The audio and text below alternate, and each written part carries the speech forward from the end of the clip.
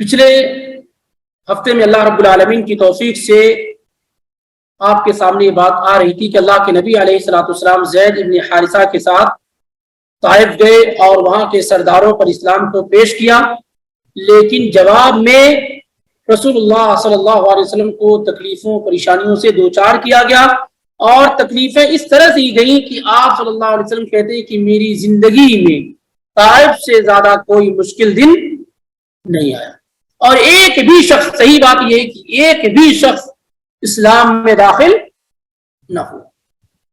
اور عباس کے متعلق یہ بات ذکر کی گئی کہ عباس کے مسلمان ہونے کی بات جو کہی جا رہی ہے یا ملاقات کی، وہ صحیح روایات سے ثابت نہیں ہے۔ تو ایک بھی شخص آپ صلی اللہ علیہ وسلم کی دعوت سے مسلمان نہ ہوا، اور اللہ کے نبی علیہ الصلوۃ والسلام کو تکلیفوں کا اس قدر تکلیفیں دی گئی کہ آپ اندازہ لگائیے کہ اس سے پہلے بھی آپ کو تکلیف دی گئی، اس کے بعد بھی آپ کو تکلیف دی گئی، لیکن یہ جو صورتحال طائف سے واپسی پر بنی، ایسی آپ صلی اللہ علیہ وسلم پر پوری زندگی میں کبھی بھی نہیں بنی کہ اللہ تعالیٰ نے باقاعدہ فرشتے نازل کیے، پہاڑوں کا فرشتہ جس نے یہ کہا کہ اگر آپ حکم دیں تو یہ دونوں مکہ اور مدینہ، مکہ اور طائف والوں کو دونوں پہاڑیوں کے بیچ میں رکھ کر کے کیا ہے پیس دیا جائے۔ اس طرح اندازہ اس سے لگایا جا سکتا ہے کہ کس قدر لوگوں نے اس موقع پر رسول اللہ صلی اللہ علیہ وسلم کو تکلیف پہنچائی تھی، لیکن اللہ کے نبی علیہ الصلوۃ والسلام نے کہا نہیں، مجھے امید ہے کہ ان کی نسلیں ضرور اسلام میں داخل ہوں گی۔ اب اس کے بعد اللہ کے نبی علیہ الصلوۃ والسلام جب واپس مکہ آ رہے تھے تو راستے میں ایک جگہ آپ نے قیام کیا اور وہیں پر آپ قرآن پڑھ رہے تھے، جو جناتوں کی ایک جماعت نے سنا اور وہ اسلام میں داخل ہو گئی۔ جناتوں کے اسلام لانے کا واقعہ یا آپ سے ملاقات کا واقعہ کئی مرتبہ ثابت ہے، یعنی آپ صلی اللہ علیہ وسلم جناتوں کے پاس گئے یا ان کے بعد نشانات کو دیکھا، یا کبھی ایسا ہوا کہ صرف ان لوگوں نے قرآن سنا آپ سے، آپ نے ان کو نہیں دیکھا، نہ آپ کو اس بات کا علم ہوا۔ یہ جو موقع ہے طائف سے واپسی پر، اس موقع پر صحیح بات یہی ہے کہ رسول اللہ صلی اللہ علیہ وسلم نے جناتوں کو دیکھا نہیں، نہ ان سے گفتگو اور بات چیت کی اس موقع پر، البتہ جناتوں نے قرآن کو سنا اور وہ اسلام میں داخل ہو گئے۔ سب سے پہلے آئیے دیکھیے جنات کون ہیں۔ جیسے ہم اور آپ اللہ کی ایک عظیم مخلوق ہے، ایسے جنات بھی اللہ کی ایک عظیم مخلوق ہے۔ جناتوں کی پیدائش انسانوں سے بھی پہلے ہوئی ہے، اور اللہ تعالیٰ قرآن میں کہتا وما خلقت الجن والانس الا لیعبدون، میں نے جناتوں اور انسانوں کو صرف اپنی عبادت کے لیے پیدا کیا ہے۔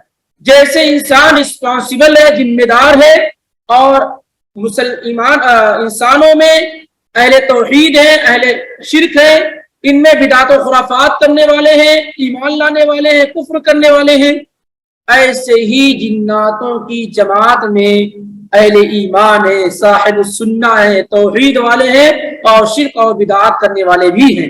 جیسے ہم اور آپ آپس میں نکاح وغیرہ کر کے اولادیں ہماری ہوتی ہیں، ایسے جنات بھی آپس میں نکاح وغیرہ کرتے ہیں اور ان کی اولادیں ہوتی ہیں۔ اللہ تعالیٰ نے قرآن میں کئی مقامات پر اس کا ذکر کیا ہے کہ والجان خلقناہ من قبل من نار السموم، اللہ تعالیٰ نے جناتوں کو آگ سے پیدا کیا ہے۔ اما عائشہ رضی اللہ تعالیٰ عنہ کی روایت جو صحیح مسلم میں موجود ہے، اس میں آپ فرماتے ہیں خلقت الملائکۃ من نور، فرشتوں کو نور سے پیدا کیا گیا ہے، اور جناتوں کو آگ سے پیدا کیا گیا ہے، اور انسانوں کو مٹی سے پیدا کیا گیا ہے۔ کوئی ایسا نہیں ہے مگر جب وہ پیدا ہوتا ہے تو اس کے ساتھ ایک اس کا قرین جنات کی شکل میں اس کے ساتھ ہوتا ہے۔ صحیح مسلم میں عبداللہ بن مسعود رضی اللہ تعالیٰ عنہ سے یہ مروی ہے، وہ کہتے ہیں کہ نبی علیہ الصلوۃ والسلام نے کہا ما منکم من احد الا وقد اکل به قرینہ من الجن، تم میں سے کوئی بھی نہیں ہے مگر اس کے ساتھ اس کا قرین، ہم سفر، ہم راز بولتے ہیں آپ لوگ، اس کے ساتھ ہوتا ہے جناتوں میں سے۔ تو صحابہ نے پوچھا وَإِيَّاكَ یا رسول اللہ، کیا یہ قرین جو جناتوں میں سے ہوتا ہے وہ آپ کے ساتھ بھی ہے؟ تو آپ صلی اللہ علیہ وسلم نے فرمایا وَإِيَّايَ، ہاں میرے ساتھ بھی ہے، إِلَّا أَنَّ اللَّهَ أَعَانَنِي عَلَيْهِ فَأَسْلَمَ، مگر یہ کہ اللہ تعالیٰ نے میری مدد کی اور وہ میرے ساتھ جو میرا جن ہے وہ مسلمان ہو گیا ہے۔ اور بعض لوگ اس کا معنی یہ کرتے ہیں کہ وہ میرا فرما بردار ہو گیا ہے۔ فَلَا يَأْمُرُنِي إِلَّا بِخَيْرٍ، تو میرے ساتھ جو جنات لگا ہوا ہے وہ مجھے صرف بھلائی کا حکم دیتا ہے، برائی کا نہیں، جبکہ دوسرے لوگوں کے ساتھ جو ہے وہ کیا ہے، ان کو برائی کا حکم دیتا ہے، بھلائی کا نہیں۔ اور بعض روایت میں یہ ہے کہ جیسے جنات آپ کے قرین ہوتے ہیں ویسے ایک فرشتہ بھی کیا ہے، آپ کا قرین ہوتا ہے۔ جنات تین طرح کے ہوتے ہیں۔ ابو ثعلبہ الخشنی رضی اللہ تعالیٰ عنہ کی روایت صحیح ابن حبان میں، طبرانی میں اور حاکم میں موجود ہے۔ آپ صلی اللہ علیہ وسلم فرماتے ہیں الجن ثلاثۃ اصناف، جن تین طرح کے ہوتے ہیں۔ فصنف لہم اجنحہ یطیرون بہا فی الہوا، جناتوں کی ایک قسم وہ ہے جن کے پر ہوتے ہیں، کیا ہوتے ہیں، پر ہوتے ہیں اور وہ ہواؤں میں اڑتے رہتے ہیں۔ ایک قسم کے جنات وہ ہوتے ہیں جن کے پر ہوتے ہیں اور وہ ہواؤں میں اڑتے رہتے ہیں۔ وَصِنْفٌ حَيَّاتٌ وَكِلَابٌ، اور جناتوں کی ایک قسم جو ہے وہ کتے اور سانپ کی شکل ہوتے ہیں۔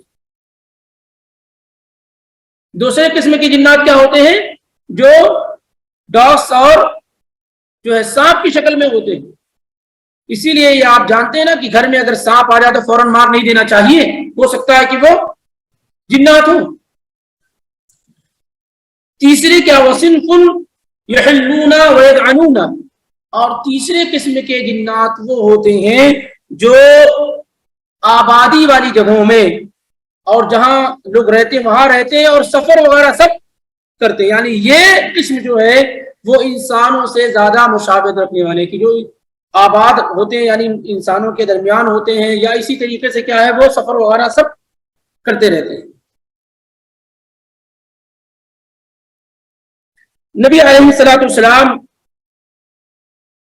فجر کی نماز پڑھ رہے تھے اور بعض روایت میں کہ کوئی نماز پڑھ رہے تھے۔ اس موقع سے جناتوں کی ایک جماعت کا گزر آپ صلی اللہ علیہ وسلم کے پاس سے ہوا، جب آپ طائف سے واپس آ کر کے مقام نخلا ہے وہاں آپ نماز پڑھ رہے تھے یا قرآن کی تلاوت کر رہے تھے۔ یہ بات یاد رہے اس سے پہلے کہ جنات اللہ تعالیٰ جب آسمان پر کوئی فیصلہ کرتا تھا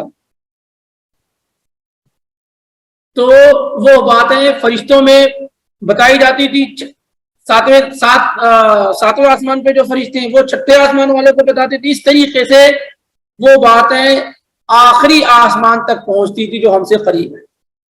یہاں جب گفتگو ہوتی تھی تو جنات اس کو سنتے تھے، کوئی ایک بات سن لیتے آ کر کے اسے بیان کر دیتے کہ دیکھو کل بارش ہونے والی ہے، بس مثال کے طور پر، یا فلاں کے ہاں اولاد ہوگی، کوئی ایک فیصلہ جو اللہ تعالیٰ کی جانب سے ہوتا اسے سن لیتے پھر آ کر کے بیان کر دیتے اور اس میں بہت سارا جھوٹ ملا دیتے۔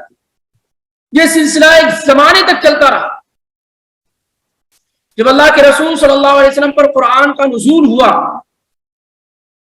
تو اس کے بعد یہ سلسلہ بند ہو گیا۔ جب وہ آسمان کی طرف سننے کے لیے جاتے تو کیا ہوتا، ان کو ستاروں کے ذریعے سے مارا جاتا تھا، ایک آگ کا شعلہ ان پر پھینکا جاتا تھا جس سے وہ باتیں نہیں سن پا رہے۔ تو ان لوگوں نے فیصلہ کیا کہ مشرق و مغرب میں پھیل جاؤ۔ یہ جو رکاوٹ پیدا ہوئی ہے یہ یوں ہی نہیں ہوئی، مشرق و مغرب میں پھیل جاؤ اور پورا دیکھو کہیں نہ کہیں کچھ ہوا ہوگا۔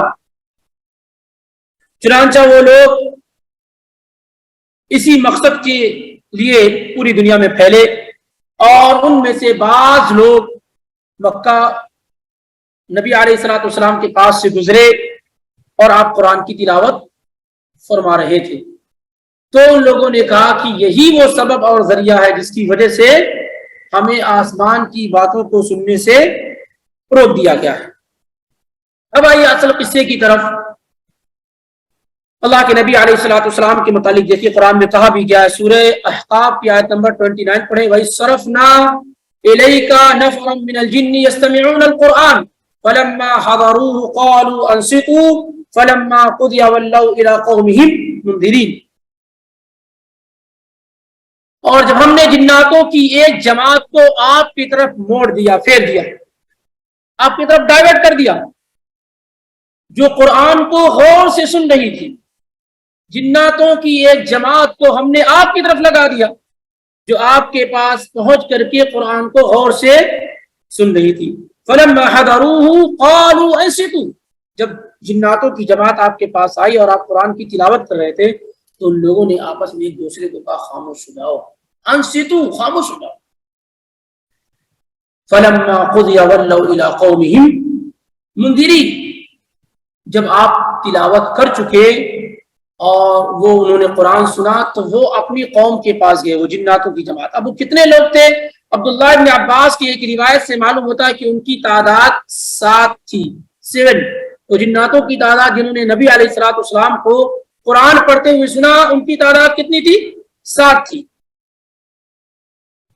اور یہ اپنی قوم میں گئے اور کہنے لگے قل اوحی الی انہ استمع نفر من الجن قالوا یا کیسے ہے، قل اوحی الی انہ استمع نفر من الجن فقالوا انا سمعنا قرآنا عجبا، ان لوگوں نے کہا کہ ہم نے بڑا ہی عجیب اور نرالا قرآن سنا، یہدی الی الرشد، جو بھلائی کی طرف گائیڈ کرتا ہے، فآمنا بہ، تو ہم اس قرآن پر ایمان لے آئے، وَلَن نُشْرِكَ بِرَبِّنَا أَحَدًا، ہم اپنے رب کے ساتھ اب کسی کو ہرگز شریک نہیں ٹھہرائیں گے۔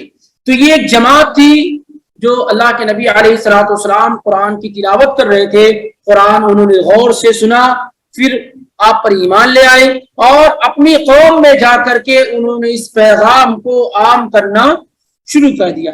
اس بات کا علم رسول اللہ صلی اللہ علیہ وآلہ وسلم کو نہیں ہو سکا کہ میں قرآن جو پڑھ رہا تھا اسے جناتوں کی جماعت نے سنا، اسی لیے قرآن یہ کہتا قل اوحی الی انہ استمع نفر من الجن، آپ کہہ دیجئے کہ مجھ پر وحی کی گئی ہے کہ جناتوں کی ایک جماعت نے قرآن کو سنا۔ گویا کہ اس کا علم رسول اللہ صلی اللہ علیہ وسلم کو نہیں تھا، وہ سن کر کے یوں ہی چلے گئے۔ لیکن اس کے بعد ایسا ہوا کئی مرتبہ کہ آپ صلی اللہ علیہ وآلہ وسلم کے پاس جناتوں کی جماعت آئی اور وہ آپ کو لے کر کے گئی، آپ صلی اللہ علیہ وسلم نے وہاں قرآن سنایا وغیرہ وغیرہ۔ پھر انہوں نے کھانے پینے کے متعلق پوچھا تو آپ صلی اللہ علیہ وسلم نے کہا کہ جتنی بھی ہڈیاں ہیں تم اسے، جس پر اللہ کا نام لیا گیا ہے، جب تم اسے لوگے تو اس میں گوشت لگ جائے گا اور تم اسے کھا سکتے ہو، اور اسی طریقے سے جانوروں کے جو پیخانے ہیں، جو گوبر جس کو کہا جاتا ہے، وہ تمہارے جانور کے کیا ہے، ان کے کھانے کا انتظام ہو جائے گا۔ اور پھر اللہ کے نبی علیہ الصلوۃ والسلام نے تمام انسانوں کو ہڈی اور گوبر سے استنجا کرنے سے منع کر دیا اور کہا کہ یہ ہمارے بھائی جناتوں کا کھانا ہے۔ اور جابر بن عبداللہ کی روایت میں یہ ہے کہ دوسری یا تیسری مرتبہ جب آپ صلی اللہ علیہ وسلم گئے تو آپ نے انہیں سورہ الرحمن پڑھ کر سنایا۔ تو جب آپ سورہ رحمان پڑھ رہے تھے اور جب اس آیت کو پہنچے فَبِأَيِّ آلَاءِ رَبِّكُمَا تُكَذِّبَانِ، تو کیا کہتے تھے؟ لا شیء بنعمت لا شیء، اے میرے رب ہم تیرے کسی بھی نعمت کا انکار نہیں کرتے، ہر طرح کی تعریف کیا ہے؟ تیرے لیے ہے، ہر طرح کی تعریف تیرے لیے۔ تو اللہ کے نبی علیہ الصلوۃ والسلام نے اس موقع پر کہا تھا کہ تم سے بہتر تو جنات ہیں۔ آپ نے کیا کہا؟ کیونکہ یہی سورہ جب آپ نے انسانوں کے درمیان پڑھی، صحابہ کے درمیان پڑھی، تو انہوں نے کوئی جواب نہیں دیا، لیکن وہی سورہ جب آپ صلی اللہ علیہ وسلم نے جناتوں کے پاس پڑھی تو ہر آیت کی آیت کے جواب میں فَبِأَيِّ آلَاءِ रब्बिकुमा तुकद्दिबान के जवाब में कहते थे ला शैआ मिन निअमिका रब्बना नुकद्दिबु फलकल हम्द, हम तेरी किसी भी नेमत का इनकार नहीं करते, नहीं जुटाते हैं हमारे रब, हर किस्म की तारीफ क्या है तेरे लिए है। तो ये वाकया उस वक्त का है जब अल्लाह के नबी सल्लल्लाहु अलैहि वसल्लम ताइफ से वापस आए और मक्का से करीब मकाम नखला में आप कुरान की तिलावत कर रहे थे। तो उस मौके पर जिन्नातों की एक जमात कुरान सुन करके आप सल्लल्लाहु अलैहि वसल्लम पर ईमान ले आती है, लेकिन इसका इल्म आप सल्लल्लाहु अलैहि वसल्लम को वही के जरिए से ही हो पाता है। और इस तरीके से यहाँ पर मुश्रिकीन मक्का को शर्म और आर दिलाई जाती है कि देखो रसूल पाक सल्लल्लाहु अलैहि वसल्लम तुम्हारे दरमियान रहते हैं, तुम्हारे दरमियान कुरान की तिलावत करते हैं, तुम पर कुरान पढ़ पढ़ करके सुनाते हैं, तुम उनकी मुखालिफत करते हो। देखो एक दूसरी कौम जो इंसानों में से भी नहीं है वो कुरान को सुनकर रसूलुल्लाह सल्लल्लाहु अलैहि वसल्लम पर ईमान ले आती है और मुखालिफत नहीं करती।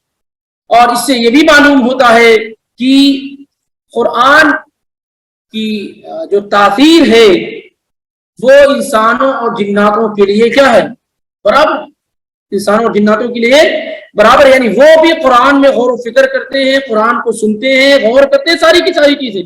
और ये भी मालूम होता है कि उनके पास भी कई जुबानें होती हैं, क्योंकि आप अरबी जुबान में कुरान की तिलावत फरमा रहे थे।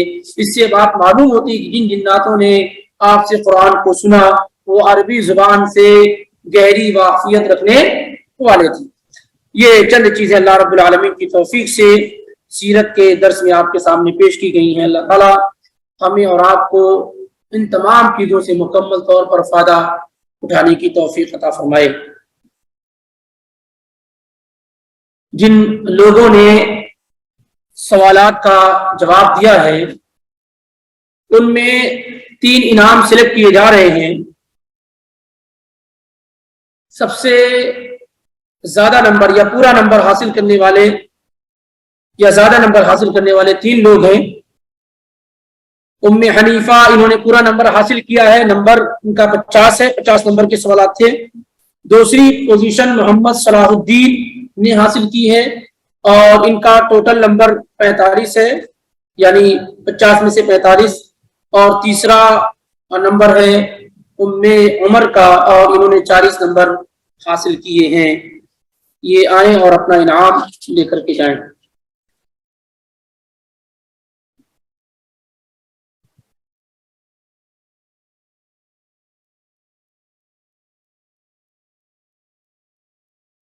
आपको इनाम में दिया जा रहा कई किताबों का सेट है, 6 किताबों का सेट है मुख्तसर। ये इनाम में दिया जा रहा है सलाहुद्दीन भाई को, तो आए ले जाएं। और इसी तरीके से तीसरी पोजीशन पे इनाम में जो किताब दी जा रही है वो है हिस्नुल मुस्लिम, अंग्रेजी जुबान में उम्मे उमर के लिए है। ये अगर कोई है तो ले सकती है।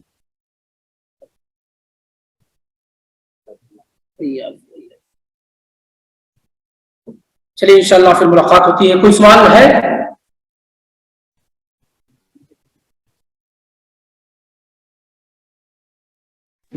शेख, ये साइंस में जी ये जो स्टार्स जो गिरते हैं, क्या इसका और आप जो आयत बताए अभी, आप जो ये बताए थे कि वो जब जाते थे ऊपर तो उनको मारा जाता है सितारों से, इसका कोई रिलेशन है कि ये डिफरेंट, वो एक अलग चीज है और ये एक अलग चीज है?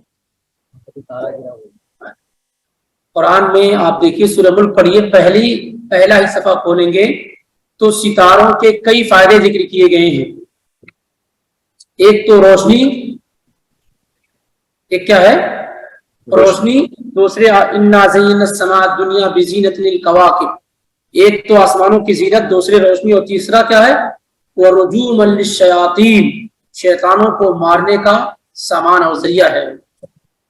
समझ रहे हैं?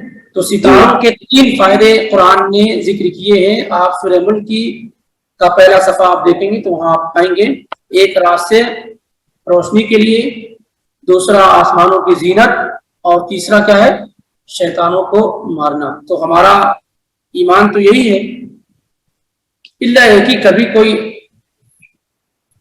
और सबब हो तो अल्लाह आलम बिस्वाब, लेकिन आम तौर से सितारों के गिनने में यही हिकमत बयान की गई है। जज़ाकल्लाह खैर।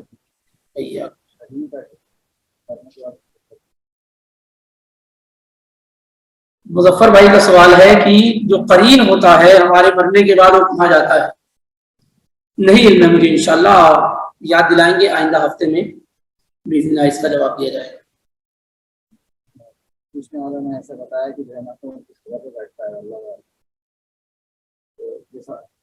अब जिन्होंने बताया अगर उनके पास प्रूफ है, दलील है कि खबर पे बैठता है तो ठीक है। अब अगर ऐसे मुंह से बोलना तो मैं कह दूंगा कि खबर पे नहीं बैठता, मेरे सर पे बैठता है, तो वही बात है कि नहीं? ये हाथ पर दबाता है। जब बगैर दलील के कोई बात करनी तो कुछ भी कह सकता आदमी। मैं भी कह सकता हूँ कि मरने के बाद हमारे वो हाथ पर दबाता हमारा तुम्हारा करीब, है कि नहीं? तो इंशाअल्लाह रब्बुल आलमीन, मुझे इल्म नहीं इस बारे में, आइंदा हफ्ते में पढ़ करके इंशाअल्लाह दिया जाए। सुब्हानकल्लाहुम्मा व बिहम्दिका अशहदु अन ला इलाहा इल्ला अंता अस्तगफिरुका व अतूबु इलैक। अस्सलामु अलैकुम व रहमतुल्लाहि व बरकातुहू।